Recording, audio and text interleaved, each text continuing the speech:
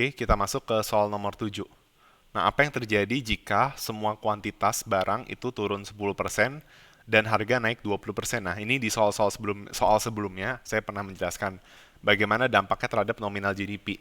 Nah, kalau kalian tidak menggunakan perhitungan kalkulasi yang matang, kalian akan menjawab bahwa nominal GDP kan logikanya kan GDP itu kalau pakai pendekatan value added P kali Q ya. Maka kalau kalian pakai apa tebak-tebakan, maksudnya kalau kalian cuma tahu, oh, kuantitinya turun 10%, harganya naik 20%. Jadi kalian kayak pikir, ini 20 naiknya, turunnya 10, berarti nanti nominal GDP-nya naik 10%. Itu yang kalian pikirkan. Tapi kan kenyataannya nggak seperti ini, gitu. Ya. Nah, saya pakai pendekatan yang matematis ya. Kan GDP mula-mula P kali Q. Nah, nanti GDP yang baru adalah P star kali Q star.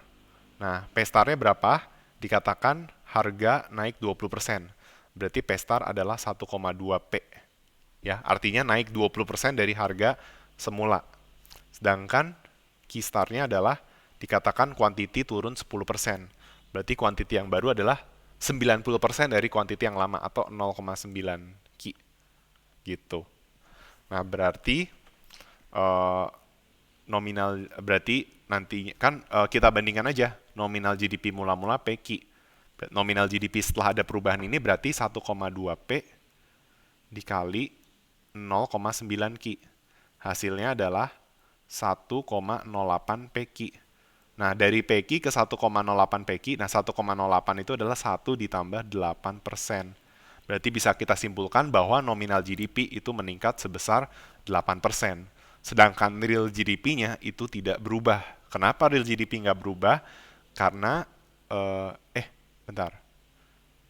Real GDP-nya berubah ya teman-teman. Real GDP-nya berubah sebesar, kan real GDP itu rumusnya P kali Q ya. Nah, cuma P-nya dia nggak ngaruh karena dia pakai harga harga tahun dasar. Jadi harganya nggak berubah. Nah, tetapi kuantitinya berubah ya. Kuantitinya turun 10%. Nah, berarti logikanya P dikali 0,9 Q hasilnya adalah 0,9 PQ. Berarti real GDP-nya turun 10% teman-teman. Nah, tapi kok nggak dipilih opsi yang ada real GDP turun 10%? Alasannya sederhana, karena jawaban sebelumnya salah. Nah, meskipun kita tahu real GDP 10%, tapi pasangan jawabannya salah, maka nggak dipilih. Nah, loh, apakah opsi A bisa dipilih? Ya bisa, karena nominal GDP naik 8% itu fakta. Oke, sekalipun real GDP turun 10%, kalau pasangan jawabannya salah, ya berarti kan salah semua. Salah satu, kalau PG kan satu salah, salah semua. Kalau disuruh nyebutin tiga, yang dua benar, satu salah, tetap salah kan? Tapi kalau disuruh, misalnya gini nih, komponen GDP ada 4 nih. Kan udah tahu ya apa aja. Nah, terus kalau misalnya disebut 4 tapi satu salah, tiga benar, ya tetap salah gitu. Nah, tapi kalau disebut satu tapi benar, meskipun nggak 4, tetap aja itu yang benar gitu loh. Nah, makanya kita pilih yang opsi A. Oke. Nah, di soal sebelumnya saya udah jelasin gimana kalau kalian mau pakai pemisalan, misalnya harga dan kuantiti 100. Nah, itu kalian bisa coba sendiri aja ya. Oke.